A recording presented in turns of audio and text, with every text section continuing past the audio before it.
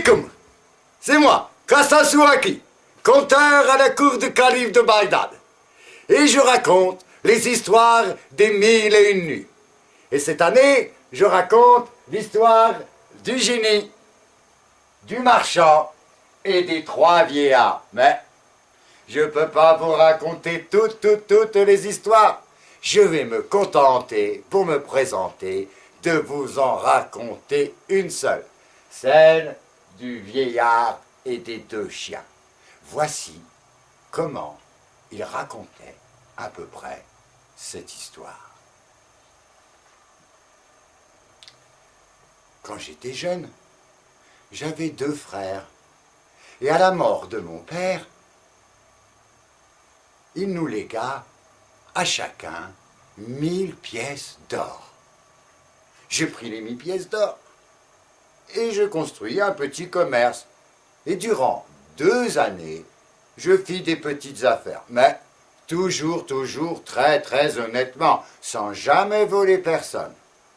Et au bout de 2 années, j'avais 2000 pièces d'or de bénéfice. Un jour, à la fenêtre, j'entends taper. Je vais ouvrir et là, je vois un homme tout mal rasé, tout mal vêtu, tout maigre. Oh, moi je suis un brave homme. Alors je lui dis, oh pauvre mendiant, viens chez moi, je le fais laver, je le fais raser, et je l'invite à ma table. Et là, je reconnais mon frère. Et je lui dis, mais qu'est-ce qui t'est arrivé, mon pauvre frère? Et il me raconte qu'il a eu des misères, qu'il a fait des mauvaises affaires. Oh, moi j'ai pitié de lui. Et je lui dis, écoute mon frère, moi j'ai fait 2000 pièces d'or de bénéfice. Alors, je vais te donner 1000 pièces d'or et tu essayes de reconstruire une bonne affaire. Et ce coup-ci, fais attention. Et le lendemain, arrivé à la nuit, j'entends frapper à la fenêtre, tac, tac, tac, et qu'est-ce que je vois? Mon 2e frère, tout aussi pauvre que le premier. Alors je fais la même chose. Je lui porte un bain, je lui porte à manger, je lui fais tailler bien la barbe, et je lui donne 1000 pièces d'or pour qu'il puisse refaire des affaires. Et moi je me remets à travailler. 1 année passe, 2 années passent, 3 années passent. J'avais 6000 pièces d'or de bénéfice, sans jamais voler personne, en ayant travaillé honnêtement. Et au bout de tout ce temps, je vois arriver mes 2 frères.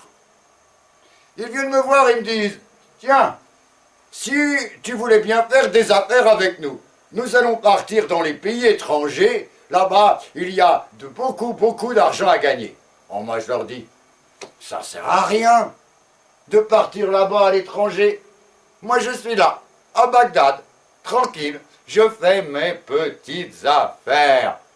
Je suis heureux, je gagne bien ma vie, je ne veux pas aller à l'étranger. Et ils insistent, ils me disent, ah mais là-bas on peut faire fortune, tu devrais nous aider, sans toi on n'y arrivera jamais. Et ils me flattent, ils me disent que je suis de bon conseil, que je suis le meilleur des commerçants. Oh là là là là. À la fin, moi je suis fatigué. Je leur dis, bon, pour vous faire plaisir les frères, si vous voulez, moi je veux bien vous emmener. On y va. Mais il faut sûrement de l'argent. Ils me disent, oui. Il faut 2000 pièces d'or. Oh, je dis, bah, il n'y a pas de problème. J'ai 6000 pièces d'or. Alors, je prends 2000 pièces d'or. Et à ce moment-là, les 2 frères me disent, bah, c'est qu'on n'a pas d'argent. Oh, qu'est-ce que je fais, moi? Je leur dis, bah, je vous donne 2000 pièces d'or. Alors, je donne 2000 pièces d'or à l'un, je donne 2000 pièces d'or à l'autre, et hop, on part. On arrive dans un port, on prend un bateau, et on arrive dans les pays étrangers. Alors, des pays extraordinaires, avec plein de tissus, plein d'épices, plein de poteries, plein de vêtements merveilleux. Et nous nous séparons. Et moi, je fais mes affaires, et au bout de quelques mois, on se donne rendez-vous au port. Et là, qu'est-ce que je vois au port? Mes 2 frères.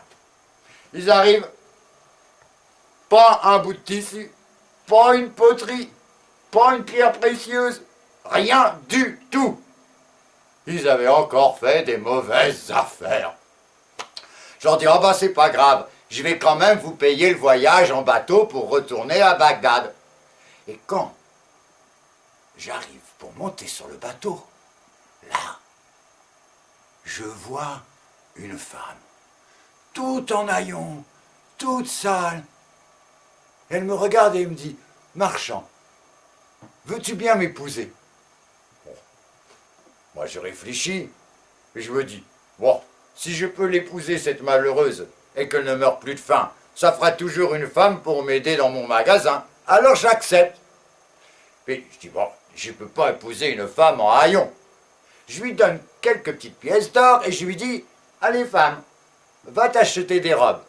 Et alors là, merveille des merveilles des merveilles, quand elle revient, eh là là là là, une véritable beauté.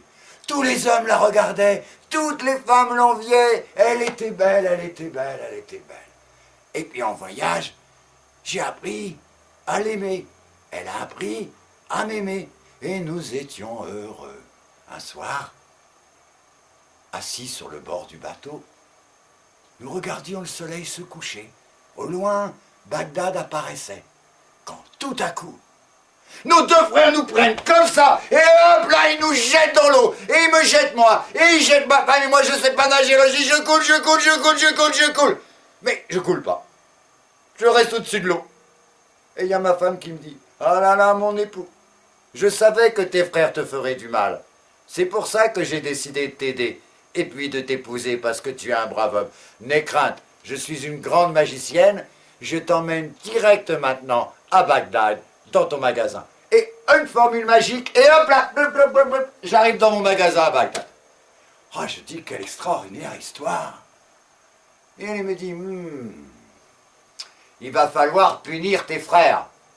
Moi, je dis, oh, mes pauvres frères, je peux pas leur en vouloir. J'ai tout ce que je veux. Je gagne de l'argent, je suis bon commerçant, j'ai épousé une merveilleuse femme.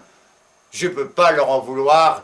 Ils ont toujours des malheurs. C'est pas de leur faute. Et elle me dit, non, non, non, non, non. C'est de leur faute. Je vais les punir. Et je dis, mais comment veux-tu les punir? Elle incante une formule magique. Et à ces moments-là, mes deux frères sont transformés en chiens.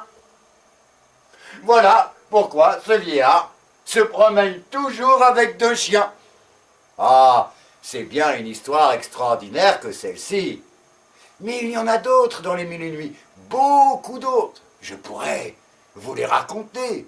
Enfin, si vous le voulez bien, ou comme l'on dit en Occident, si Dieu le veut, ou comme l'on dit à la cour du calife de Balad, Inch'Allah.